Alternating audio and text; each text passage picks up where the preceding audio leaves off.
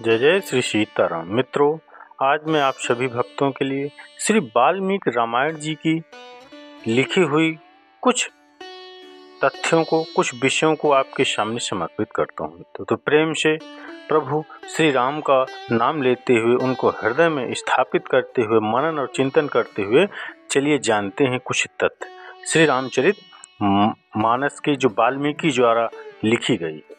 भगवान राम को समर्पित दो ग्रंथ मुख्यतः लिखे गए, एक तुलसीदास द्वारा रचित श्री रामचरितमानस और दूसरा वाल्मीकि कृत रामायण। लेकिन बहुत कम लोग जानते हैं कि श्री रामचरितमानस और रामायण में कुछ बातें अलग हैं, जबकि कुछ बातें ऐसी हैं जिनका वर्णन केवल वाल्मीकि कृत रामायण में ही है। आज इस लेख में हम आज आपको वाल्मीकि कृत रामायण की कुछ ऐसी ही बातों के बारे में बताएंगे मित्रों। तो चलिए मित्रों जानते हैं, ज़्यादा समय न व्यतीत करते हुए। पहला क्या लिखा है?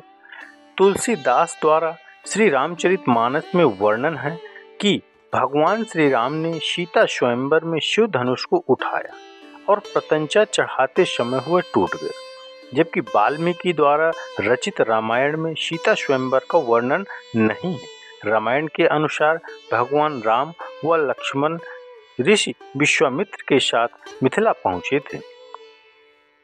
विश्वामित्र जी ने ही राजा जनक से श्री राम को वह शिव धनुष दिखाने के लिए कहा। तब भगवान श्री राम ने खेल ही खेल में उस धनुष को उठा लिया और प्रत्यंचा चढ़ाते समय हुआ टूट गया। राजा जनक ने यह प्रण किया था कि जो भी इस शिव धनुष को उठा लेगा, उसी से वे अपनी पुत्री सीता का विवाह कर देंगे। रामायण के अनुसार राजा दशरथ ने पुत्र प्राप्ति के लिए पुत्रेष्टि यज्ञ करवाया था। इस यज्ञ को मुख्य रूप से ऋषि श्रृंग ने संपन्न किया था। ऋष्यंग के पिता का नाम महर्षि विभांडक था। एक दिन जब वे नदी में स्नान कर रहे थे, तब नदी में उनका वीर्यपात हो गया। उस जल को एक हिरणी ने पी लिया था, जिसके फलस्वरूप ऋषि श्रृंग का जन्म हुआ था। तीसरा है मित्रों, विश्व विजय करने के लिए जब रावण स्वर्ग लोक पहुंचा, तो उसे वहां रंभा नाम की अप्सरा दिखाई दी।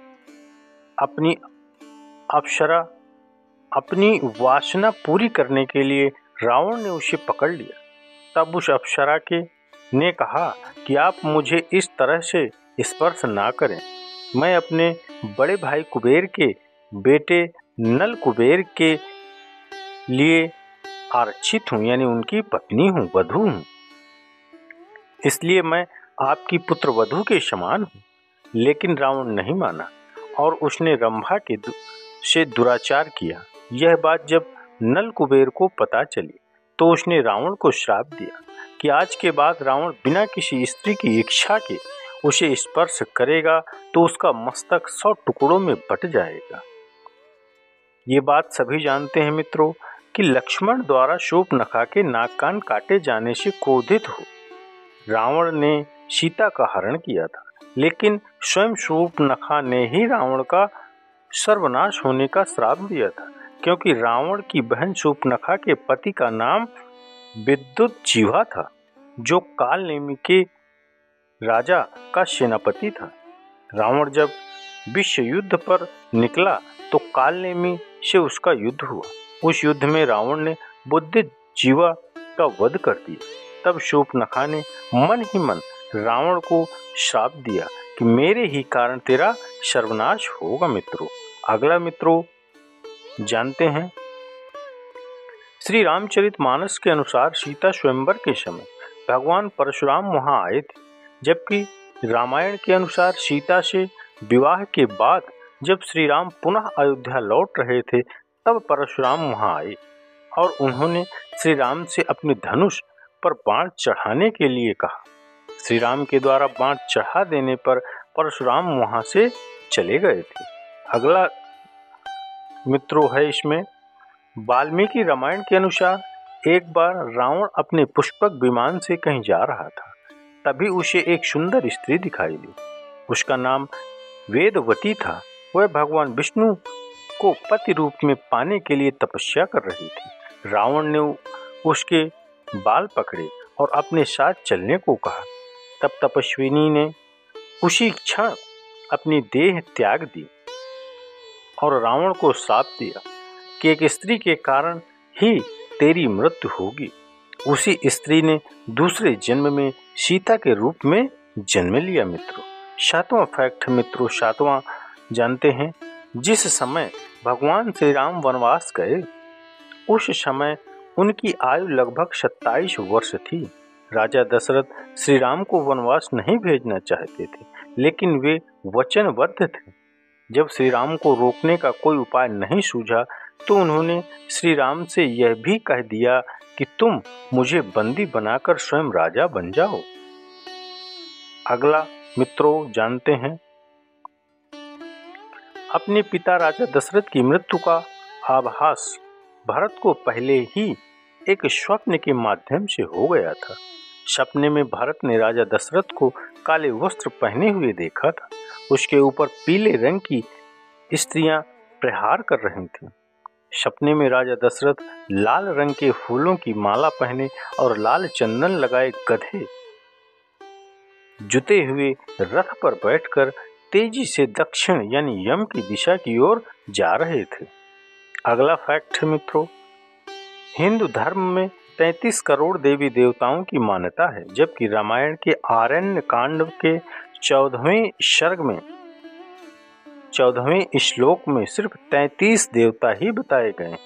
उनके अनुसार 12 आदित्य, 8 वसु, 11 रुद्र और 2 अश्विनी कुमार, ये ही कुल 33 देवता हैं मित्रों। अगला फैक्ट है मित्रों, रघुवंश में एक परम प्रतापी राजा हुए थे जिनका नाम अरण्य था। जब रावण विश्व विजय करने निकला तो राजा अनरण्य से उसका भयंकर युद्ध हुआ। उस युद्ध में राजा अनरण्य की मृत्यु हो गई, लेकिन मरने से पहले उन्होंने रावण को श्राप दिया कि मेरे ही वंश में उत्पन्न एक युवक तेरी मृत्यु का कारण बनेगा। अगला फैक्ट मित्रों, रावण जब विश्व विजय पर निकला तो वह यमलोक भी जा पहुंचा। वहां यमराज और रावण के बीच भयंकर युद्ध हुआ। जब यमराज ने रावण के प्राण लेने के लिए कालदंड का प्रयोग करना चाहा तो ब्रह्मा ने उसे ऐसा करने से रोक दिया, क्योंकि किसी देवता द्वारा रावण का वध संभव ही नहीं था। अगला फैक्ट मित्रों, सीता हरण करते समय जटायु नामक गिद्ध ने रावण को रोकने का प्रयास किया था। रामायण के अनुसार जटायु के पिता अरुण बताए गए हैं। ये अरुण ही भगवान सूर्यदेव के रथ के सारथी हैं। अगला फैक्ट आता है मित्रों, जिस दिन रावण सीता का हरण कर अपनी अशोक वाटिका में लाया, उसी रात को भगवान ब्रह्मा के कहने पर देवराज इंद्र माता सीता के लिए खीर लेकर आए। पहले देवराज ने अशोक वाटिका में उपस्थित सभी राक्षसों को मोहित कर सुला दिया। उसके बाद माता सीता को खीर अर्पित की, जिसके खाने से सीता माता की भूख प्यास शांत हो गई। अगला फैक्ट आता है मित्रों, जब भगवान राम और लक्ष्मण वन में सीता की खोज कर रहे थे, उस समय कबंध नामक राक्षस का राम लक्ष्मण ने वध कर दिया। वास्तव में कबंध एक श्राप के कारण ऐसा हो गया था। जब श्री राम ने उसके शरीर को अग्नि के हवाले किया तो वह श्राप से मुक्त हो गया। कबंध ने ही श्री राम को सुग्रीव से मित्रता करने के लिए कहा था। अगला फैक्ट आता है मित्रों, श्री रामचरितमानस के अनुसार समुद्र ने लंका जाने के लिए रास्ता नहीं दिया तो लक्ष्मण क्रोधित हो गए थे, जबकि वाल्मीकि रामायण में वर्णन है कि लक्ष्मण नहीं बल्कि भगवान श्री राम समुद्र पर क्रोधित हुए थे और उन्होंने समुद्र को सुखा देने वाले बाण भी छोड़ दिए थे। तब लक्ष्मण व अन्य लोगों ने भगवान श्री राम जी को समझाया था। अगला फैक्ट आता है मित्रों, सभी जानते हैं कि समुद्र पर पुल का निर्माण नल और नील नामक वानरों ने किया था, क्योंकि उसे श्राप मिला था कि उसके द्वारा पानी में फेंकी गई वस्तु पानी में डूबेगी नहीं, बल्कि जबकि वाल्मीकि रामायण के अनुसार नल देवताओं के शिल्पी विश्वकर्मा के पुत्र थे और वह स्वयं भी शिल्प कला में निपुण थे। अपनी इसी कला से उन्होंने समुद्र पर सेतु का निर्माण किया था। अगला फैक्ट आता है मित्रों, रामायण के अनुसार समुद्र पर पुल बनाने में 5 दिन का समय लगा था।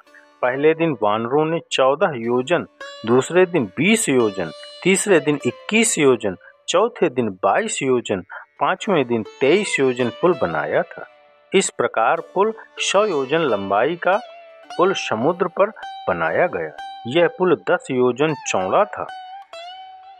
एक योजन लगभग 13 से 16 किलोमीटर का होता है मित्रों, लगभग, तो 10 योजन वो चौड़ा था। अगला फैक्ट आता है मित्रों, एक बार रावण जब भगवान शंकर से मिलने कैलाश गया, वहां उसने नंदी जी को देखकर उनके स्वरूप की हंसी उड़ाई और उन्हें बंदर के समान मुख वाला कहा। तब नंदी जी ने रावण को श्राप दिया कि बंदरों के कारण ही तेरा सर्वनाश होगा।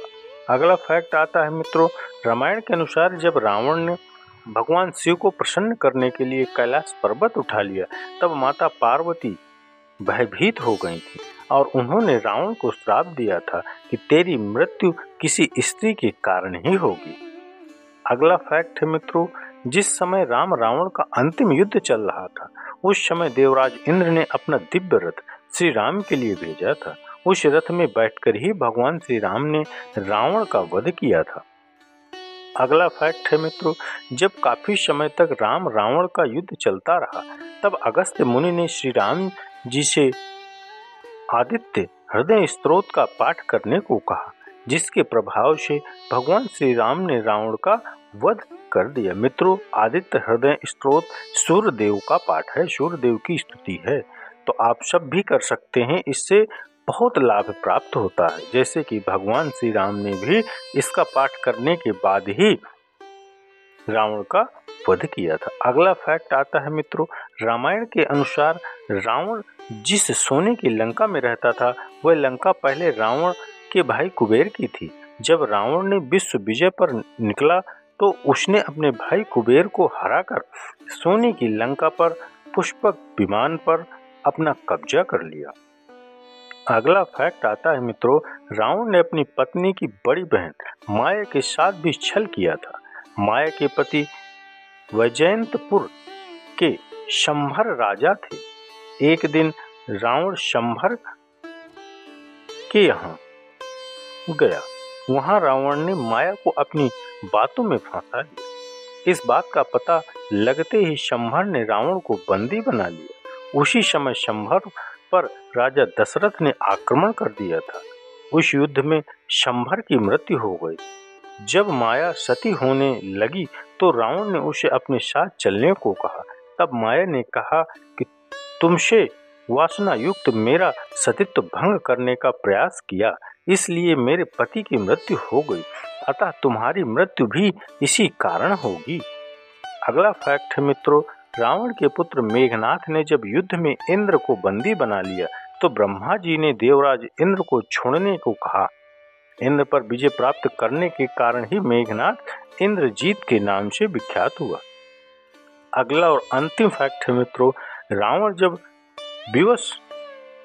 विजय पर निकला, विश्व विजय पर निकला, तब यमलोक भी जा पहुंचा। वहां रावण और यमराज के बीच भयंकर युद्ध हुआ। जब यमराज के कालदंड के प्रयोग द्वारा रावण के प्राण लेने चाहे, तो ब्रह्मा ने उन्हें ऐसा करने से रोक दिया, क्योंकि उन्हें किसी देवता द्वारा रावण का वध संभव नहीं था। मित्रों, तो मित्रों, आपने जो श्री वाल्मीकि द्वारा रचित जो रामायण है और तुलसीकृत जो रामायण है, उनमें ये फैक्ट हैं। आप अवश्य इन फैक्टों को समझ चुके होंगे।